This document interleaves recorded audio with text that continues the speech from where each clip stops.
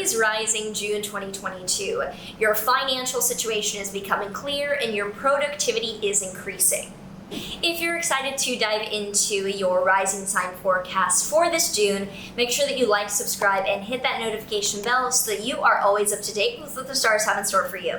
If we have not met yet, hello, I am Maren, live here from not live, but recording here from the Maldives. I tried to film outside, but it's way too loud and windy, so we are here in the bathroom. Hopefully you get a nice view of the pool and the water and everything. If we have not met yet, nice to meet you. I am a tropical Western astrologer. I use whole sign houses to do these forecasts. For more info, you can also check out the new and full moon videos that I will mention because I'm just going to gloss over those transits for this month, as well as the overall month ahead forecast can be useful for context.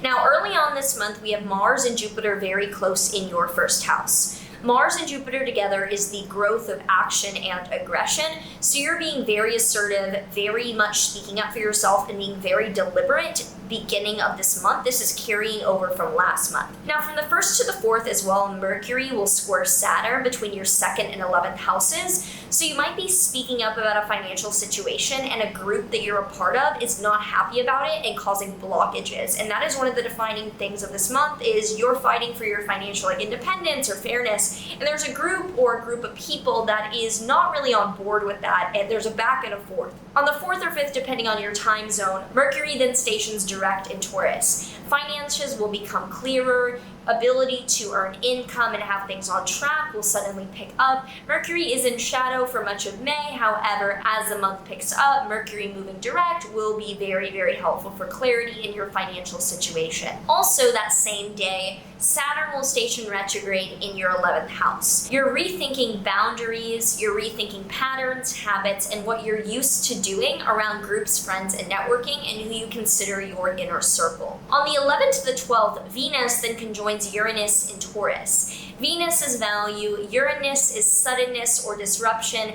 and they're in your 2nd house of finances. So middle of this month, 11th to the 12th-ish, expect suddenly new sources of income, new money, new value, even a new spending or new purchase that's really worth it to become very clear.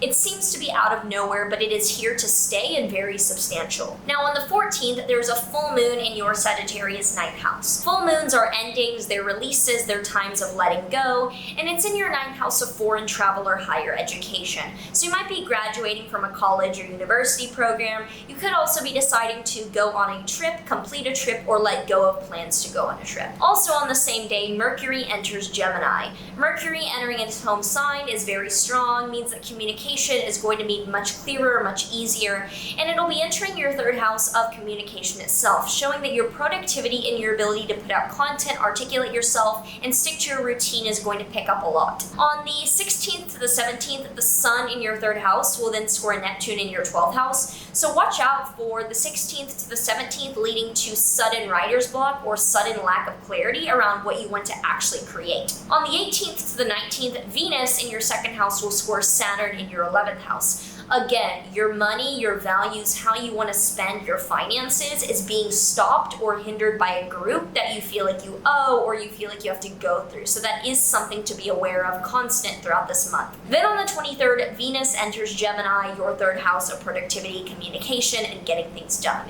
This is again really lovely for content, for being communicative, for putting out things in a routine productivity like basis. You're being much more productive and like getting down to business this month. Then on the 28th to the 29th, there is a new moon in your Cancer 4th house. A new beginning involving help actually from you being upfront or you being very assertive. You're having a new beginning around home, family, property. You could be moving into a new house because you put in an offer. It's kind of ballsy, it's kind of gutsy, and you get it. That's the kind of energy here because the new moon is in your 4th house of literal home. Looks like you get something done because of you being assertive and direct. And finally, on the 28th, Neptune goes retrograde in your 12th house. Retrogrades are rethinking, and Neptune is a planet of dreams, nightmares, overall spirituality, transcendence, not too grounded, but it can be beautiful. You're rethinking the reality of your mental health. You're like, okay, I need to put away the projections, the issues that are not really there. What is the actual situation with my mental health, and how can I best deal with that?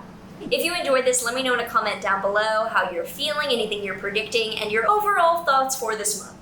Since I'm traveling and I do not have my tarot or oracle deck cards with me, I'm going to offer some words of advice instead. It seems that your finances are outweighing what other people think or are obligating you to do. So put yourself first and know that if someone or something is becoming more of a net negative than a net positive, break the bond, choose you.